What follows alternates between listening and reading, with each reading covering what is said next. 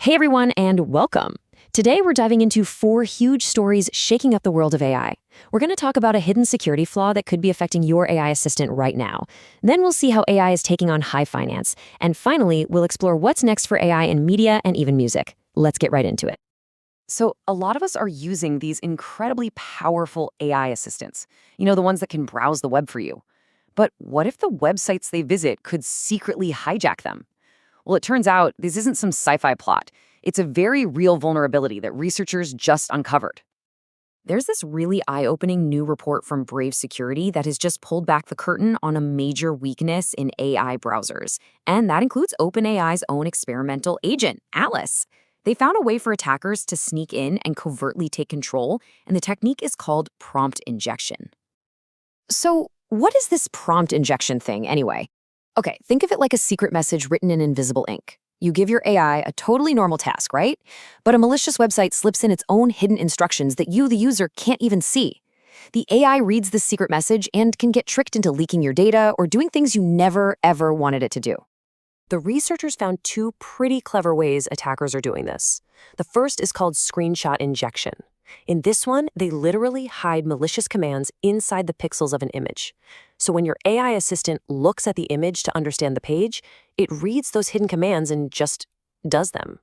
The second method is navigation-based injection, where a sketchy website can quietly feed bad instructions back to the AI, essentially hijacking its next move without you knowing.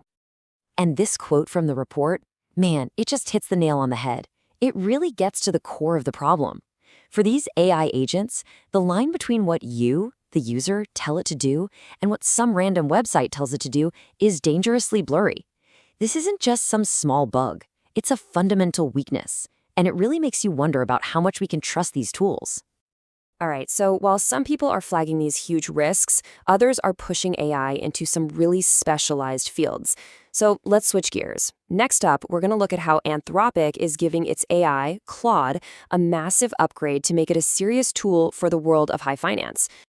And they are rolling out some really powerful new features. First, there's a Claude add-in for Excel, so analysts can work their magic right inside their spreadsheets. Second, and this is a big one, they're adding new connectors that can pull in live, real-time market data.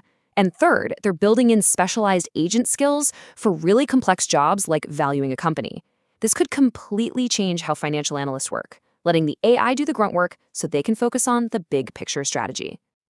So how are they pulling this off? Well, to make sure the data is rock solid, they're not messing around. They're partnering with some of the biggest names in the business. First up is LSG, that's the London Stock Exchange Group, which gives Claude access to a treasure trove of global financial data. They're also plugging into Moody's. That means bringing world-class credit ratings and really deep risk analysis right into Claude's toolkit. You can see this is all about building credibility and trust. And to top it all off, they're adding partners like IRA, which is amazing at analyzing things like live earnings calls as they happen. So this isn't just about reading old reports. It's about giving financial pros an AI that understands the market as it's moving, second by second. Okay, so from the world of finance, let's jump over to the creative space. A new State of Generative Media report just dropped, and it makes one thing incredibly clear. When it comes to creating images and video with AI, Google is pulling way, way ahead of the competition. Just look at this number, 89%. That's almost everyone. AI image generation isn't some niche hobby anymore. It's officially a standard part of the creator's toolkit. That is a massive shift for an entire industry in an incredibly short amount of time. And if we break that down a bit more, you can see that while image tools are almost everywhere at 89%, video is catching up really fast, with 58% of creators already on board. And this is exactly where Google's tools like Gemini for images and their brand new VO model for video are starting to build a really dominant position. And if you're wondering why everyone's jumping on board so fast, well, it pretty much comes down to the money. A whopping 65% of companies using these tools are seeing a return on their investment in the first year. So yeah, this isn't just about making cool art. It's about speed, efficiency, and the bottom line. All right, for our final story, let's look to the future, to what might be the next great creative battleground for AI, music. You see, OpenAI isn't satisfied with just mastering text and images.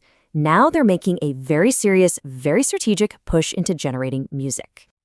And their approach here is super meticulous. They're actually working with students from the world-famous Juilliard School to create really high-quality training data. The endgame? A text-to-music model that's aimed squarely at commercial stuff. Think custom ad jingles or entire film soundtracks, all generated on demand. So OpenAI is basically stepping into a ring that's already got some tough fighters, like the dedicated startups Suno and Udio. But OpenAI is coming in as this new heavyweight contender, bringing its massive resources and this unique strategy of working with human experts. It's setting the stage for a really fascinating showdown in the AI music world. And all of this, from security risks to finance to art, brings us to the big final question, doesn't it? AI is moving forward at a pace that's just breathtaking, but as it pushes into a field like music, something that's so deeply tied to human feeling, maybe the biggest challenge isn't technical at all. Maybe it's about whether an algorithm can ever truly be trusted to capture genuine human emotion. I'd love to know what you think.